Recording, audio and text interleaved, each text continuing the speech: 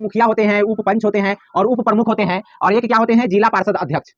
ठीक है, जिला पार्षद उपाध्यक्ष। इन लोगों के काम के बारे में भी आपको हम विश्लेषण से बताएंगे, और उसके बाद कितने सालों के लिए इन लोगों का चुनाव किया जाता है, सभी लोगों का सेम टू सेम टाइम के लिए चुनाव किया जाता है, और उसके बाद इनको हटाया कैसे जा सकता है। अभी उप मुखिया जी का जो चुनाव होता है ना, तो लगभग 2.5 वर्षों के लिए होता है, लगभग। तो कम से कम आपको 2 वर्ष इंतजार करना पड़ेगा, 2 वर्ष बाद ही आप अविश्वास प्रस्ताव लगा करके उनको हटा सकते हैं। वही होता है, यह पंचायत को चलाने का काम करते हैं, यह ग्राम कचहरी को चलाने का काम करते हैं, यह ब्लॉक को चलाने का काम करते हैं, यानी कि प्रखंड को चलाने का काम करते हैं, और जिला पार्षद अध्यक्ष जिलों को। हेलो फ्रेंड, नमस्कार। आप सभी का बहुत बहुत स्वागत है हमारे Everest coaching centre YouTube channel में।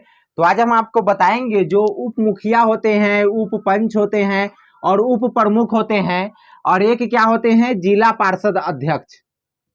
ठीक है, जिला पार्षद उपाध्यक्ष,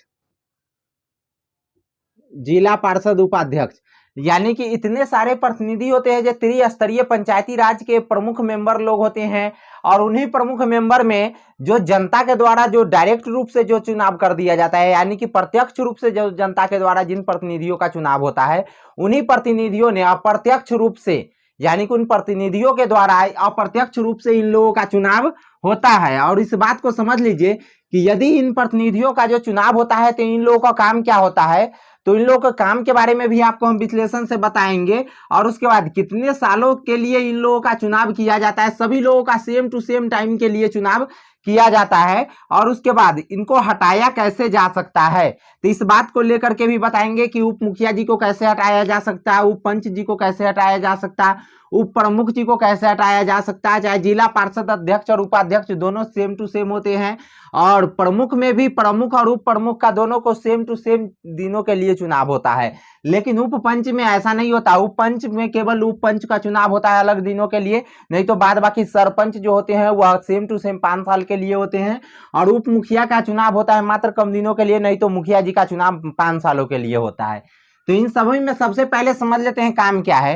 तो यहाँ जान लीजिए, मुखिया जी के अनुपस्थिति में, मुखिया जी के अनुपस्थिति में ही उप मुखिया का कोई काम होता है एक्स्ट्रा पावर का, नहीं तो उसके अलावा इनका कोई भी अलग काम नहीं है। अगर मुखिया जी हमेशा अगर है पंचायत में प्रतिनियुक्त, और उसके बाद पूरे 5 साल मुखिया जी रहते हैं, तो इसमें उप मुखिया जी का कोई भी विशेष कार्य नहीं आएगा। इस बात को समझ लीजिए, शायद कभी मुखिया जी नहीं रहेंगे तो उस परिस्थिति में उप मुखिया जी का काम की जरूरत पड़ेगा। वही सेम टू सेम वही हाल है इसमें कि सरपंच साहेब की अनुपस्थिति में, सरपंच साहेब की अनुपस्थिति में पंच साहेब कोई भी काम कर सकेंगे। उसी प्रकार सेम टू सेम है कि प्रमुख साहेब की अनुपस्थिति में उप प्रमुख साहेब कोई भी काम करेंगे। उसी प्रकार सेम टू सेम है जिला पार्षद अध्यक्ष की अनुपस्थिति में कोई भी काम, यानी कि उपाध्यक्ष करेंगे। ठीक है, और इस बात को समझ लीजिए, उप मुखिया जी का जो चुनाव होता है ना, तो लगभग 2.5 वर्षों के लिए होता है, लगभग नहीं, कन्फर्म 2.5 वर्षों के लिए होता है। और उप पंच साहब का भी चुनाव 2.5 वर्षों के लिए होता है। ठीक है, यानी कि 2.5 वर्ष कहने का मतलब कितने महीना, 30 महीना के लिए होता है। और उसके बाद प्रमुख चाहे उप प्रमुख दोनों, उप प्रमुख चाहे प्रमुख दोनों लोगों का चुनाव 2.5 वर्षों के लिए होता है। और उसके बाद जान लीजिए, जिला पार्षद उपाध्यक्ष का भी चुनाव 2.5 वर्षों के लिए होता है। अगर इस बात को जान लीजिए, अगर वो जिला पार्षद चाहे किसी भी व्यक्ति को अगर इसमें से आप बीच में बना दिए, अगर उसको हटाना चाहते हैं, तो जान लीजिए कम से कम 2 साल बाद, 2 वर्ष बाद जो है ना, इनके ऊपर यदि 2 साल बाद जो है ना, इन चारों लोगों को आप हटा सकते हैं। किस प्रकार से, तो अविश्वास प्रस्ताव लगा करके। अविश्वास प्रस्ताव की मतलब जो जितने लोग मिल करके इनको हम चुने हैं, उतने लोगों का आप जनसंख्या इनके पास नहीं है, लेकिन यह अविश्वास प्रस्ताव कब लगा सकते हैं, एक बार चुना जाने के लगभग 2 वर्ष के बाद।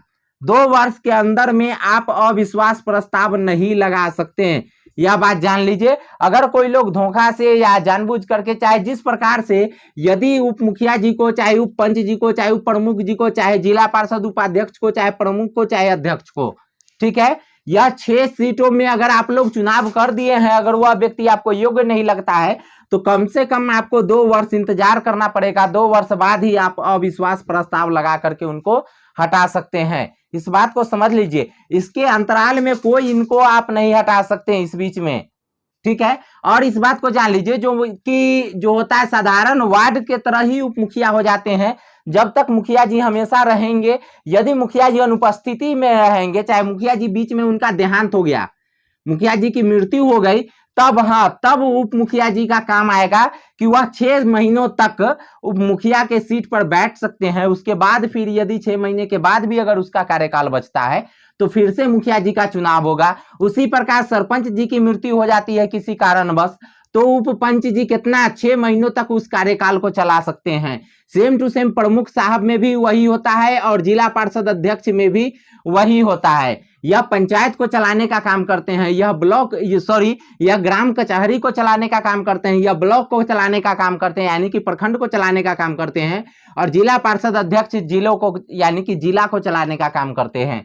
और उसके बाद जान लीजिए हटाया कैसे जा सकता है, तो 2 वर्ष बाद अविश्वास प्रस्ताव लगा करके। इस बीच में यदि आपको किसी भी प्रकार की कोई जानकारी की जरूरत पड़ती है, चाहे आपको हमारे द्वारा किसी योजना के बारे में जानकारी लेना है, तो आप हमारे यानी कि इस पे वीडियो के अंत में कमेंट कर सकते हैं, कमेंट बॉक्स में कमेंट कर सकते हैं। यदि हमसे किसी भी विशेष प्रकार की यानी कि जानकारी की आवश्यकता है तो आप हमारे इस व्हाट्सएप नंबर पे मैसेज कर सकते हैं। कुछ दिनों तक इस पे रिप्लाई नहीं जा रहा था, लेकिन अब इस पे रिप्लाई जाएगा। यह फोन बंद था लेकिन अब यह फोन भी लगेगा। और उसके बाद जान लीजिए आप किसी भी प्रकार की योजना का यदि पीडीएफ फॉर्म लेना चाहते हैं तो आप हमारे टेलीग्राम ग्रुप पे ज्वाइन कर सकते हैं, जिसका डिस्क्रिप्शन में आपको लिंक दिया हुआ है। तो धन्यवाद, फिर मिलेंगे नेक्स्ट वीडियो में, तब तक के लिए जय हिंद, बाय बाय।